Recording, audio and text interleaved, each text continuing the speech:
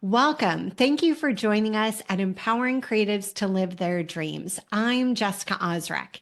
Today we have the founder and CEO of Share More Stories, James Warren. Welcome, James.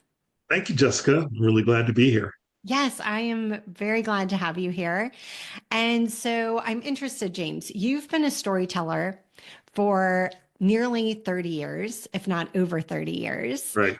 And what's the first story you ever told or heard that made you fall in love with the power of storytelling? That is a wonderful question. It's weird. It's my own story, but it's the story that I heard my mother tell me about me, which was apparently when I was little, when I was three, um, she would bring me out when they'd have their cocktail parties and have friends over. I would come out in my pajamas, my old stocking pajamas feet, and tell made up stories to the group, and everybody would laugh and think they were hilarious. And I was very, very creative and very expressive as a child. I think I still am as an adult. And so, yeah, that's the first story I remember that sort of is both told to me and I guess my story as well.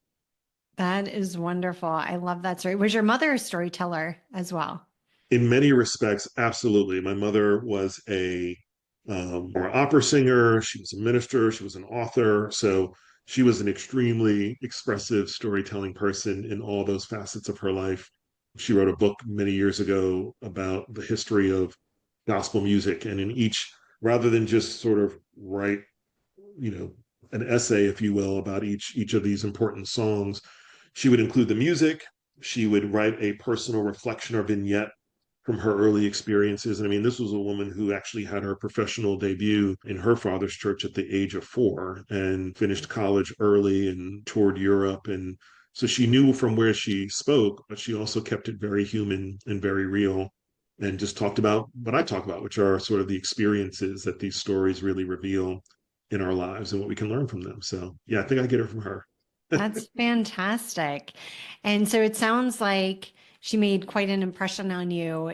Did you feel that she encouraged you? Always, my mother's no longer here. She passed on a few years ago, but in every endeavor or pursuit that I had, I felt my mother's steady encouragement. She was never hands-on or micro. In fact, she often left things up to me to decide what I wanted to pursue, which I loved. My sister did not love. My sister wanted far more, like steer me in this direction. And I was like, no, this is the best thing possible. Like, no steering. I get to decide what I want to do. And so I think looking back, that sort of mindset or skill was kind of developed early in life by my mother in me. And it really put me on a path to assume, like deeply assume and believe that if it felt like this was something worth doing and the right thing to do, and the question shouldn't be you have permission to do this or not. The question should be like, how do I do this? And who else do I need to talk to? And what do I need to learn to be successful in it?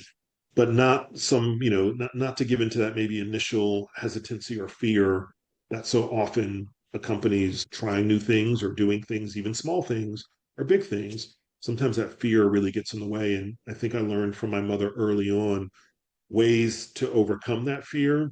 And I don't think I knew it when it was happening, but I'm drawing on those lessons now a lot. So, what was the biggest tool that you feel that you were given or that you learned to help you overcome or navigate fear?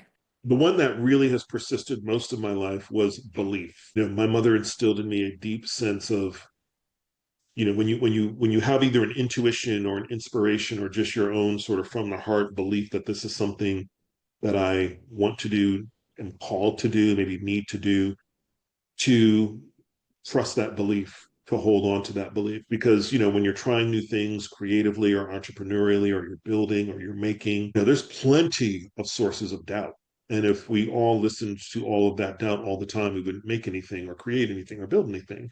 And so for me, like when the rubber meets the road, when you kind of done all your analysis, when you have your pros and cons, sometimes you just have to make like a leap of faith, like a belief that says, I believe I'm supposed to do this. I believe in this idea. I believe in what we're making, and then do it. And that it becomes its own small version of a self-fulfilling, maybe not prophecy, but the belief rewards the work and the work rewards the belief. And you just get on a little bit of a pattern for me, when I lean all the way into that, when I lean into that belief, it really helps me stay the course. That's what I learned from her. Since then, having gone through my own ups and downs on the journey, things that have really emerged for me as the way to really stay engaged in what we're making, building, et cetera, and to not give up is really about trust.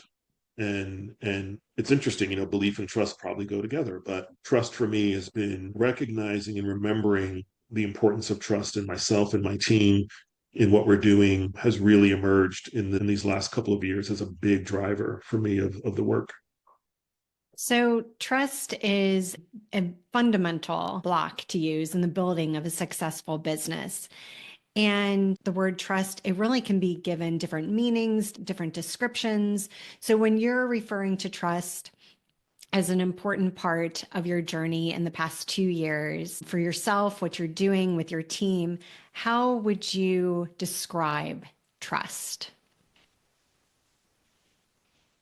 Maybe trust is both the bigger, it's like you say, it's the bigger foundation and almost the frame. It's actually maybe the frame in which the belief fits in. Because when I think about the trust element, trusting my team really meant getting to a place where it really is not about me. And a lot of people say that, but a lot of us are also ego driven and you have a vision and you want to do these things. And being to a place where you can share that vision truly and deeply with other people, which means actually saying it's no longer my vision, it is our vision. That Mm. sharing aspect is an aspect of trust and you have to cultivate it. You have to be intentional about times when you would normally make that call and say, I'm not going to make that call. That's your call to make. And not, it's your call to make, but I'll fix it if you screw up. It's your call to make, period. And that has taken trust. And I'm not ashamed to say it. And, I'm only slightly regretful that it took me as long as it did, but that's just part of the journey. Because now the more I do that, I see team members, especially maybe folks who are maybe newer in their career or just newer to this work. A person said to me earlier, they said, you're going to be right a lot, not in the bigger sense of, but in your work. Like, your work. So you're going to be right. You have to get to a place where you're not the one who's right most of the time, both because you all are doing much more, so you're out of your own comfort zone, and because your team is taking a leadership role in more and more of those things. And they're bringing their lived experiences and their thinking patterns and their styles. And we're at that place now. And so it's a very, it's kind of freeing in a sense. It's Mhm. still a little scary because anytime you are relinquishing control, especially if you come from where I come from, control is the myth that tells me everything's going to be okay. And Mm.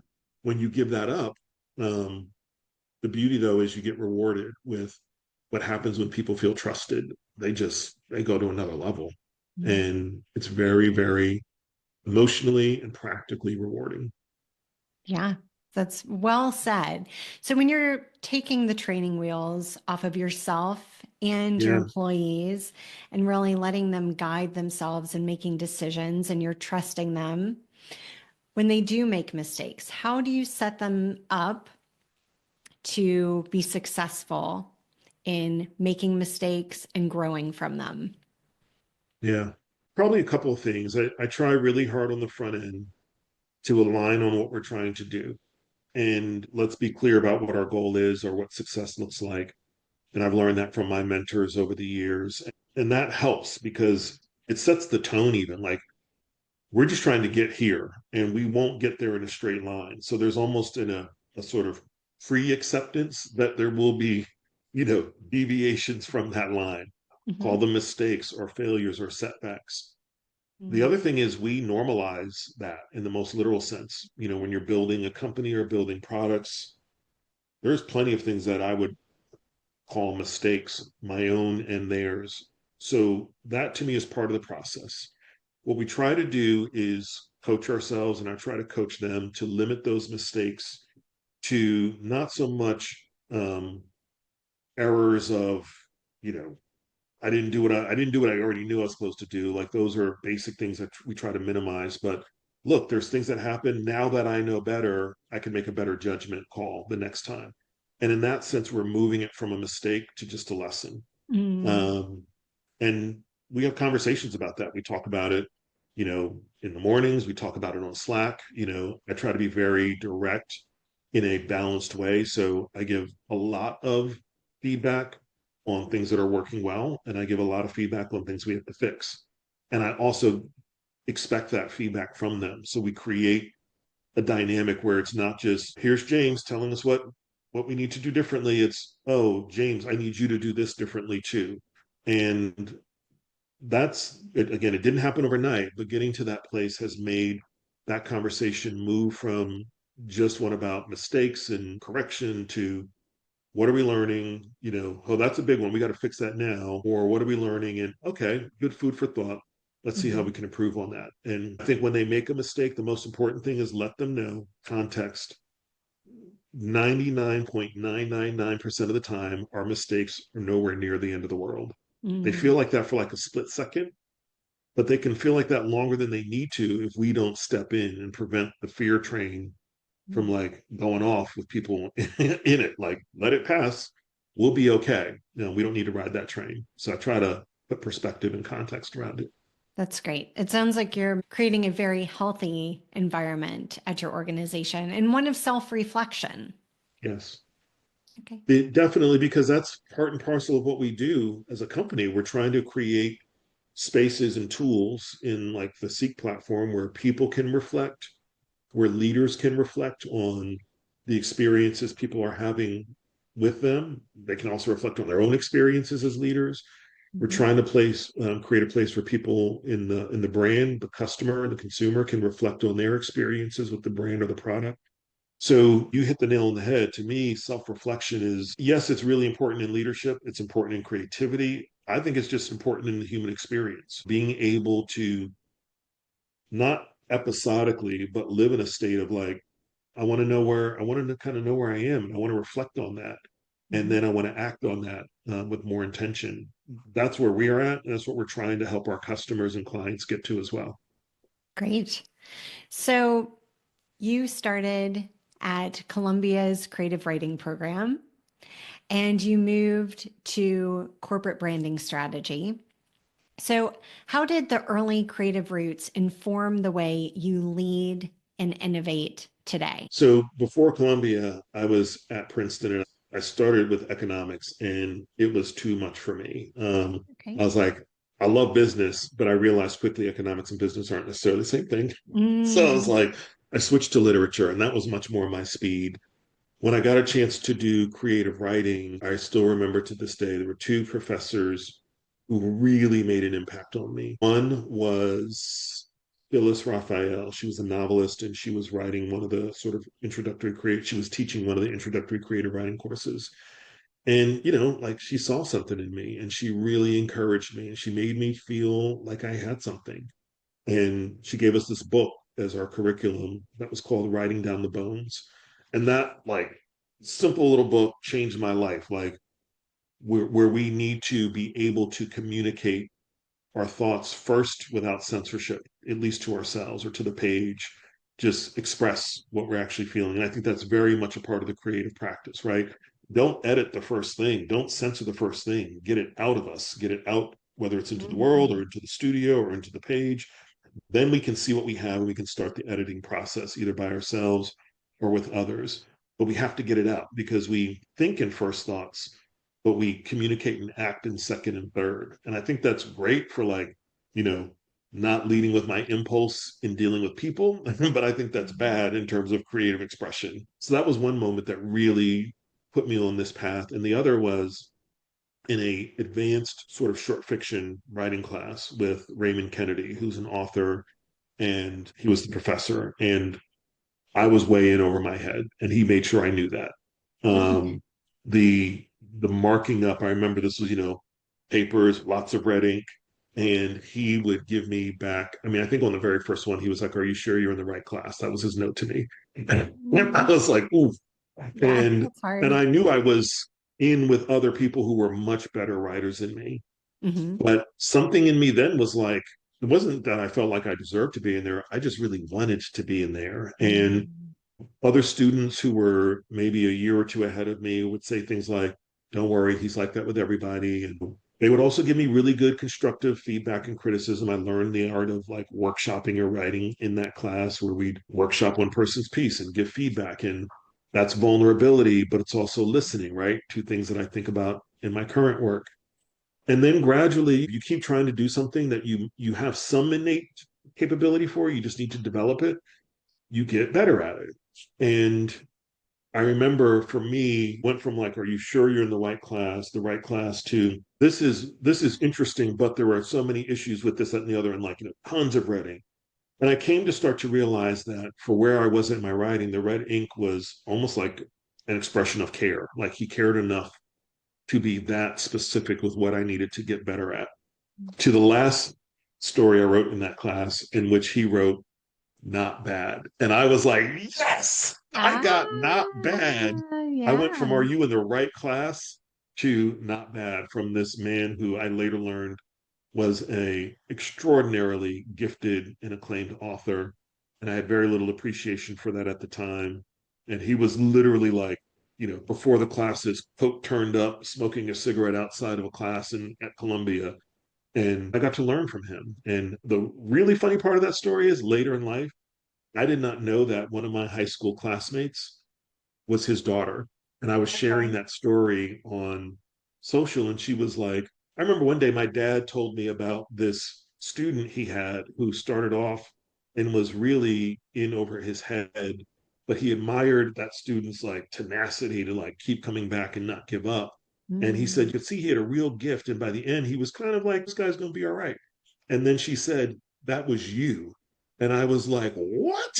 I had no idea. So I think Small that's a world. testament to just, keep at it. If you believe it, Mm. if you think you have a gift in an area, and even if people tell you you don't, stick with it and let that gift at least become your version of it, your expression of it from a creative point of view, and let that show up in how you engage your work, but also how you engage other people. Hmm. And you had mentioned that you wanted to be there. And Yeah. we started this conversation around belief. And Mm, so you clearly had some belief in your capabilities and in your right to be there. yeah. And I think some of that goes back to, like you asked earlier, the role my mother played in instilling in me that. Mhm. But you never know when, like, your comments to other people about their craft or their work or their idea. Yes, we need to be in places where we can hear really important constructive feedback. We also, these don't have to be mutually exclusive. We need to be in places and spaces where people encourage us to either try it or to get better at it.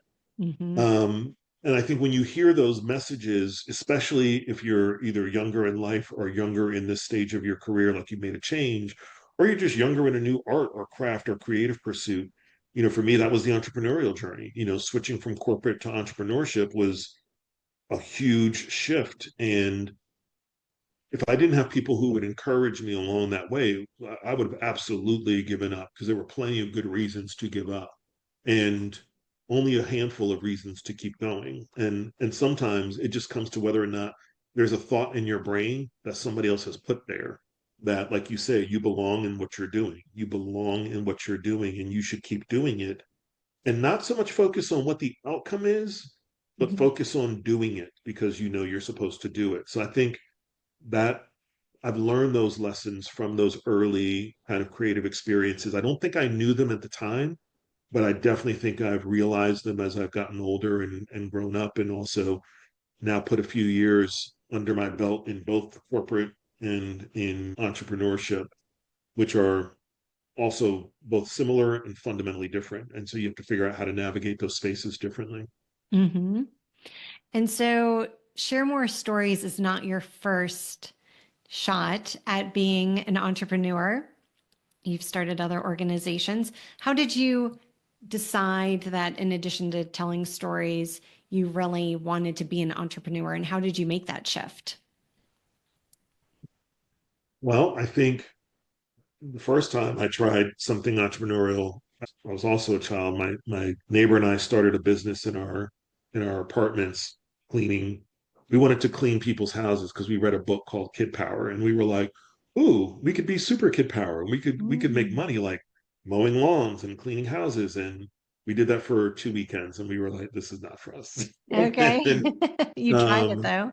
we tried it, And then when I was 14 or 15, I started a business selling audio video equipment. And a lot of the customers were like individuals who wanted AV systems for their homes or small businesses or religious organizations. And I loved that. I loved just the not the hustle as in like the fakery, just like you got to keep moving towards this goal. You got to connect lots of dots. You got to figure out like at 14 I was figuring out well I don't have the money to like buy all this inventory, so it seemed very intuitive to me to figure out how to get paid up front because I was like that's the only way I can go buy it. And so you learn very basically cash flow and then you learn like these very fundamental concepts at an early age, and I don't think I ever lost the desire from that one.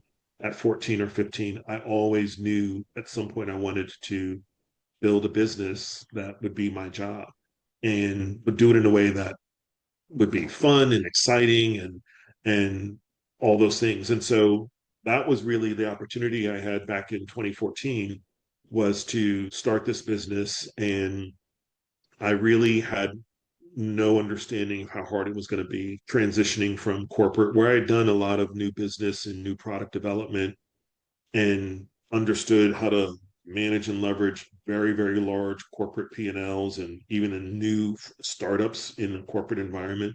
Corporate innovation and individual entrepreneurship are just very, very different journeys. And so when I was exploring the things that I wanted to do, I don't even think there was a lot of thought about doing anything other than something with storytelling and writing. A lot of folks suggested, you could be a marketing consultant. And I didn't, that wasn't what I was like, oh, that's what I want to do rather than stay in or go back to corporate. I knew I had a lot of talent in marketing and brand strategy, and I was able to put that talent to use in other spaces. But what I really wanted to do was build a company and build a company that would connect people in some way.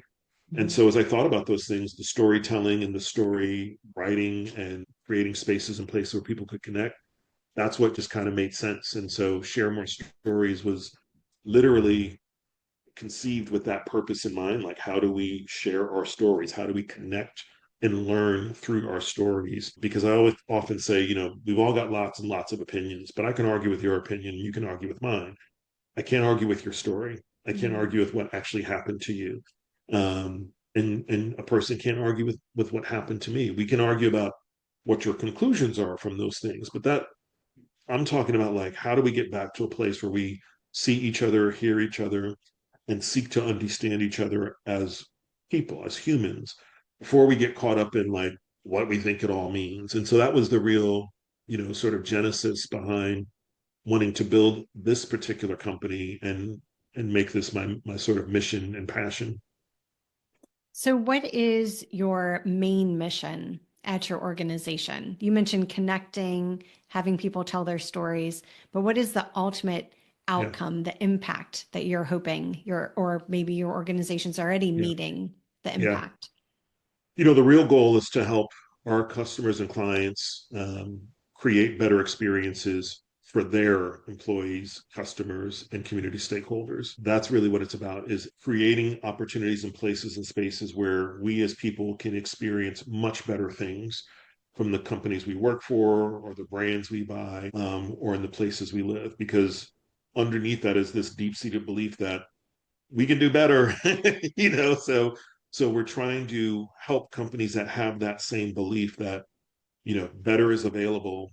As an organization or a company or a leader, it's up to me to figure out how to navigate that chart, that course. And we think key to all of that is the experience. Human experiences are fundamental to creating a better world, a better brand, a better organization. And that's what we absolutely are aiming to do, is help companies who want to do that to do that. So, it's interesting that you talk about stories, storytelling, and how everybody has their own story. Yes. So, in addition to creative and recruitment, I'm also a certified dream builder coach and life mastery Mm, consultant. yep. Yep. And one of the key things that I teach organizations and individuals is creating an empowered story. Yes.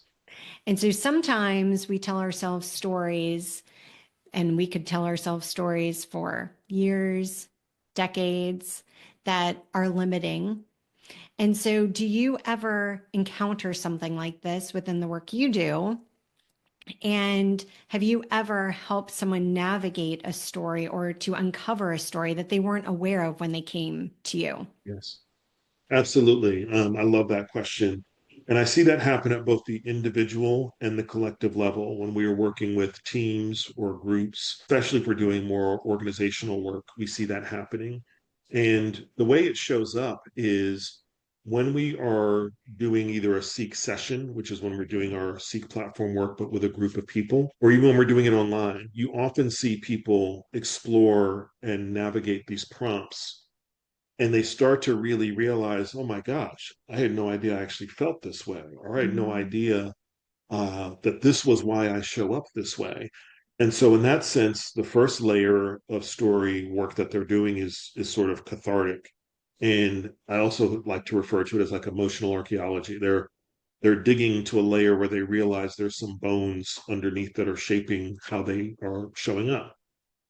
And to your point, it doesn't mean everything has to have a quote unquote happy ending, but I do believe it's about fulfillment and actualization and being in a place where we can be more productive in our pursuits or contribute better to our families and our communities. So that there is like an arc we're trying to get to. And in that space, when you can first get to a place of, oh, this is my story, then even when that story maybe is painful or traumatic or challenging, we ask questions like, how does this make you feel?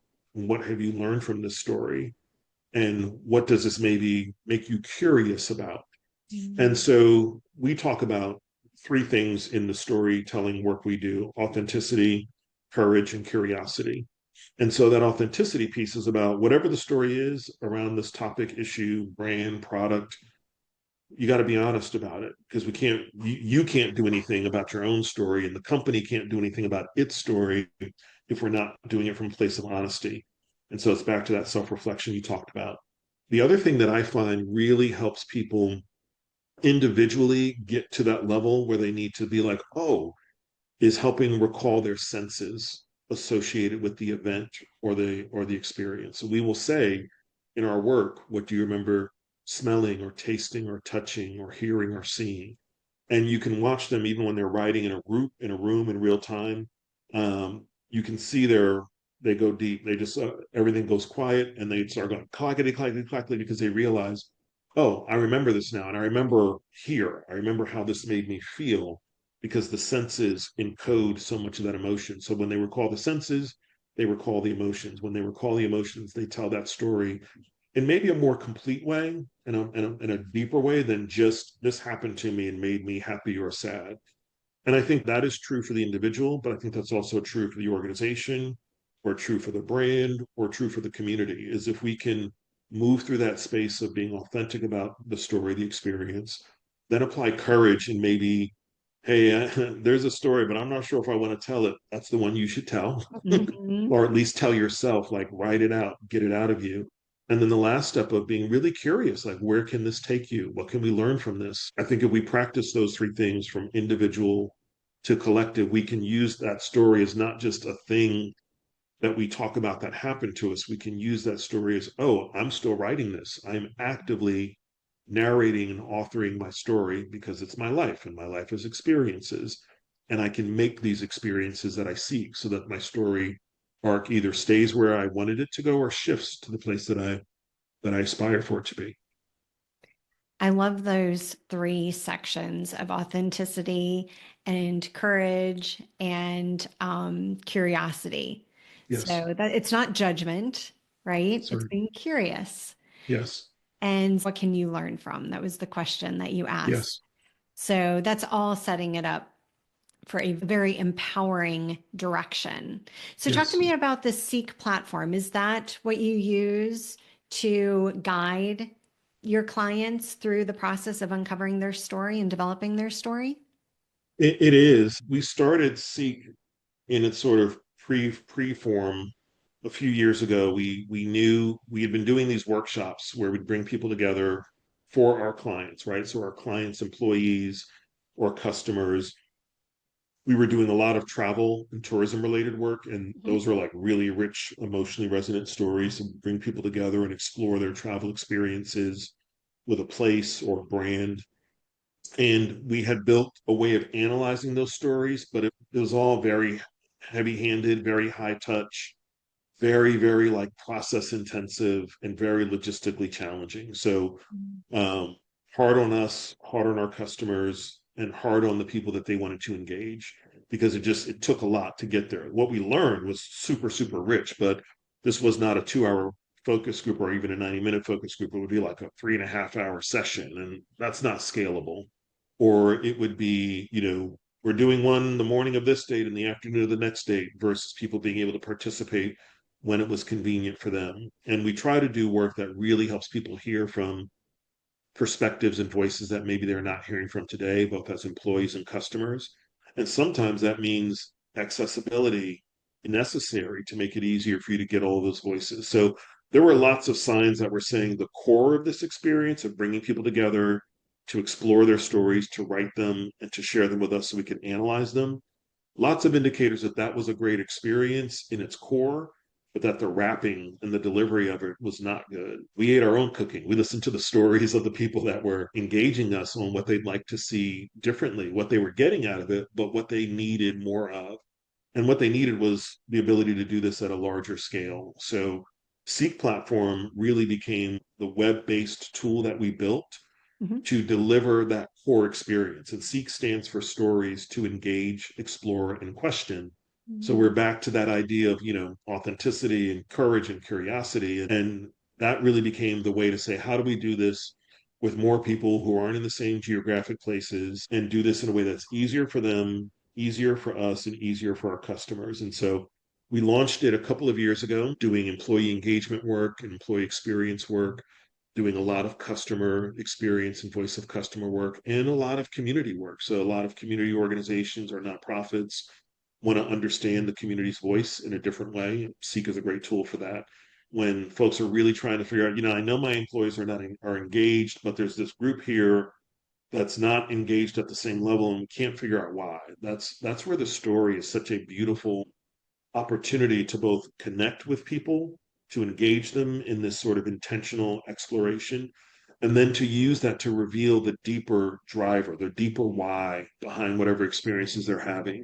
And a lot of our tools today aren't necessarily designed for that. So we feel like we're helping folks in a relevant way, kind of answer questions that they can't easily answer with the tools that they have today. And it just feels good to do that. I mean, nothing gets me happier than when people are sharing their stories. It lights me up, whether it's in a room or on a platform, because I know that people are getting a chance to express themselves. And I know that on the other side of that, there's a smaller group of people getting a chance to learn. And that just makes me really happy. That's great. So you mentioned a story, but really focusing back on your story, you mentioned having a lot of mentors and people that encouraged you. Yes. So your current company hasn't been achieved alone. You mentioned having a mentor and someone who really helped to believe in you to further develop your organization. Can you talk about this person? Yeah, I've had a lot of mentors, really trusted ones over the years, and they generally come in not literally sequentially, but they kind of come in for a season, and Mm. then there's nothing wrong, just the relationship evolves and another mentor shows up for what I would say what I need, but really for what both of us need, because I think mentors get as much out of those relationships as the people they're mentoring. But in this case, when I was starting the company, this was a great example of the mentor handoff. One of my mentors, who had been my mentor in corporate, he had a lot of belief in me and he wanted to support me in any way he could. So I'd be really be in his dining room table going over the concepts for this business. And we had a really good relationship. So he would give it to me straight and he'd say things like, "That's a great idea, but that's not a business." I would say, "No, but it will be." He's like, "Well, when? Like if you're going to make it a business, make it a business. If you want to do something else with it, that's cool, but you just got to be honest about what it is. And then if you want it to be this thing that looks and walks and talks like a business, there's things you have to go do." And he finally said, "I want you to go meet this guy Ken Johnson, and Ken will understand your vision, and Ken will help you kind of bring it to life because he's been in business for himself for over 20 years and he's seen a lot." And so went and met with Ken. And what I knew immediately was I was talking to somebody who was very, very visionary but also very, very strong work ethic, dot connector, all the things that I had like raw skills in, but needed to hone in this entrepreneurial space. I needed to like kind of dismantle my corporate way of thinking and put on the entrepreneur's coat and really understand what it means to have people depend on you in this way and for you to like navigate the pressure and stay visionary but focus on the details, which is hard to do. Like it's hard to do both of those things. And so he showed me, showed me in his actions, he showed me in his words, he showed me in his feedback, he introduced me to people, he took me places, literally and figuratively, gave me lots of guidance and support on the business. We became eventually business partners in Share More Stories, and he really helped us scale and grow the business. And I absolutely would not be where I am, and we as a team would not be where we are if he had not made that choice to say, could just sit here and give this guy some advice over coffee and call it a day, or I could really lean in. And the thing is, the mentor, the person who mentored me and kind of handed me off, was also his mentor. And so I feel in a very real sense, mentorship is definitely one of those. If you do it, it's that gift that keeps on because when you really pour yourself into another person and you help guide them, you help them achieve their hopes and dreams. I'd like to believe that more of us are good-hearted people than not. And I know that I try to take that and turn that around and pour it into other people who are really trying to figure out how do they get from concept to at least something that they're actually doing and how to get what they're doing to maybe what their dream is. It might not be bigger just in terms of revenue or money, but it might be more impact, or they might be trying to get to a level of craft that they're working on. And I try to be that person that not only encourages them, but helps them connect dots, either in what they may not see right in front of them, or in their own experience, or in like the impact that they're having on other people. That's what I really try to focus on because I think when we recognize our impact, it can help us motivate, sort of motivate ourselves a little bit more like I'm not just doing this for me, I'm doing this because of the impact that I'm having on others. And I think that's powerful. That is powerful. It is wonderful to be able to make a positive impact. So you mentioned when you were exploring the idea of starting your organization that your mentor before Ken said that it wasn't a business. And if you want it to be a business, then there's things that you need to do. So you clearly had a vision. Do you feel like you committed to that vision before you knew how you were going to create it? Yeah, I did. And I think that was both, I don't want to say, well, no, I think that's what both hurt me and helped me was when you have that vision, it's hard to let go of. And it's Mhm. still largely a vision that I'm embraced and believing in today that there's a possible, it's big. There's a world that's possible where we are creating much better experiences for each other, that we are connecting and learning from each other in a much healthier way. I still absolutely believe that. And when you're sitting at a dining room table trying to ask for advice on how to build a business and you keep the conversation at 100,000 feet, you're likely to get the kind of feedback I got, which was, that's a beautiful idea. I'm not Mhm. sure how it's a business. And what Mhm. he meant fundamentally was, if you want it to be a business, and he kept stressing, he said, you don't have to express this vision or this idea only as a business. You could make it purely your creative pursuit. You could do it as a nonprofit organization. There's lots of ways you can bring that idea to life. But if you want to do it as a business, then you have to, like I said, kind of do these things that are business related. And so that meant like getting really specific around, when I think visionary entrepreneurs really believe that their idea will appeal to everybody in the world because that's what they think. And that's generally and almost always not true. And so figuring out truly who the customer is and why they need or want what you are selling, that is a really hard thing. And people, I don't know, probably a million books have been written about it. And it's still really hard to do. And I think some of that is because of the entrepreneur or the founder or the creator mindset, which is the vision is birthed within you, but if it's ever going to be successful, it can't only be about you and it must be much, much bigger than you. And that journey is hard because then you want to steer it, you want to control it, you want to hold on to it. But those are the things that kill productivity in the business. When you're holding or gripping it too tightly, and it's your vision, not our vision. And so for me, having a vision early and then realizing it had to become a we vision and then figuring out, well, who's the customer and what's their problem? And is that a problem we care to solve? And do we have the right people to solve that problem? And then if we think we do, what's the solution look like as a product or a service? Those things for me weren't easy answers and they took a long time.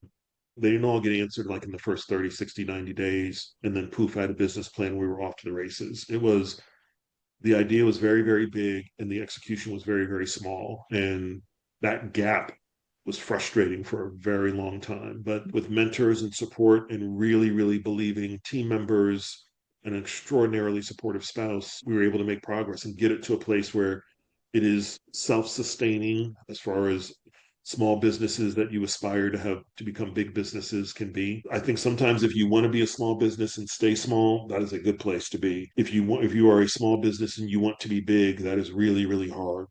If you're a big business and staying big, that's not easy, but the pathway is known. It's that journey in between the two that is really, really challenging. And that's where most people fail. And so I think about that a lot. How do we not fail? And how do we navigate that journey? I don't have a number of how big we are. It's more about that impact. But I do think for us to have the impact we want to have on the world, it will be at a size or scale larger than where we're at. And that's the part that it doesn't keep me up at night, but it definitely keeps me thinking Mhm. about how do we go from where we are to just the next stage, the next step of our journey, and not worry too much about what 5 years looks like. Let's just worry about what the rest of this year looks like and maybe next and keep the vision in mind but really focus on execution. That was the big lesson from that. You've got to go from big idea to a business which is really about executing that vision, not just staying in vision land, which is a comfortable place but it doesn't build much. No, that's for sure. So you envision making big impact with your organization. Do you feel that this is your life's purpose? Well, that's a great question. So I feel like my personal aspirations and goals from what we're doing at Share More Stories are part of that, what I kind of focus on, my calling. And that may be different from my teammates. They may have a different purpose in why they're investing so much of their time and energy into Share More Stories that aligns with their purpose or calling. And Mhm. obviously, we found commonality in doing that in this place. For me, the real biggest sense of purpose that I have is for people to experience hope and almost a sense of revelation through me. And I don't mean that in a religious or spiritual sense. I mean seeing the things we don't see about ourselves or coming, realizing or uncovering our deeper truths about ourselves or one another or our community or even our country or the world. Like those are the things that really, that's why I think I'm here. And so for me, share more stories is a big piece of that. It is not the whole, it doesn't fill up that whole piece. The other parts that do are I stay writing on my own. I stay doing a lot of writing and storytelling for myself because I have to show up too. I have to express myself into this community or this country or this world or whatever sort of frame we want to talk about. And then the third piece of that is absolutely the community work that I'm passionate about. These these things are I'm lucky that these things intersect, that the business that I aspire to lead and build and the work I do in the community and the writing that I do, that these things are deeply related.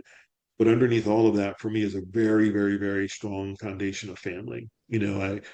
I come from a family life where things were not always easy and we experienced lots of traumas when I was younger. And I realized even as a young adult, I was perpetuating some of those things. And so part of my personal journey is healing from that. And then also being the best spouse and father and parent that I can be.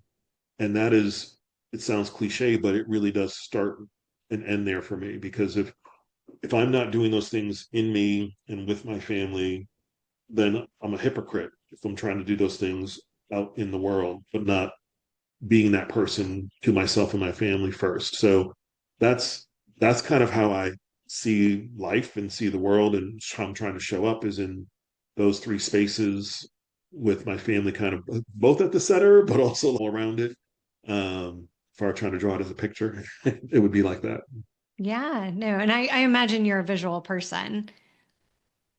Visual, I'm really good at understanding other people's visuals. It's hard for me to put my ideas into visual.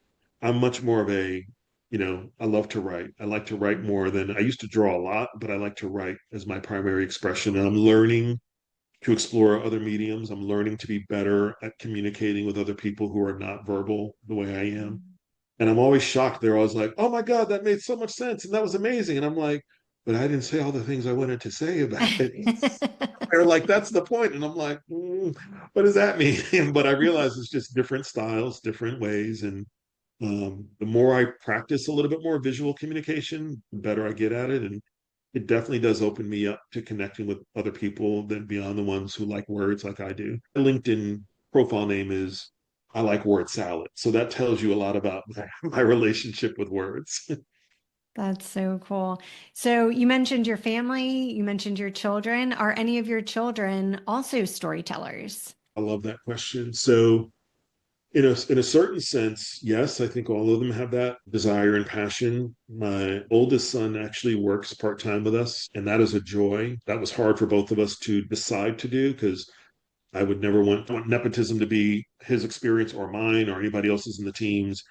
And you'll also wonder, like, am I going to be too hard on him because he's my son? And so we talk very openly and honestly about that. And my primary teammate on the leadership team, we talk openly and honestly about it. And it has made for a very healthy working relationship, but it has also absolutely deepened our personal relationship in ways that I'm beyond grateful for. He gets to be alongside me in this work in some aspects of it, and he tells me that he likes that, and that's cool for him, and it's really cool for me. But all of them are very creative, expressive people in different forms. My oldest, he was very much into art and 3D art and pottery. Our second oldest is violin, and he also does a lot of like digital building renderings, architecture, and who wants to go into architecture. And our two much younger ones who are still school age, they do a lot of storytelling, a lot of writing. They want to show us everything they've written. And the school they go to places a huge emphasis on writing and reading and language arts. And so our second youngest, he comes home with a backpack full of books from the library.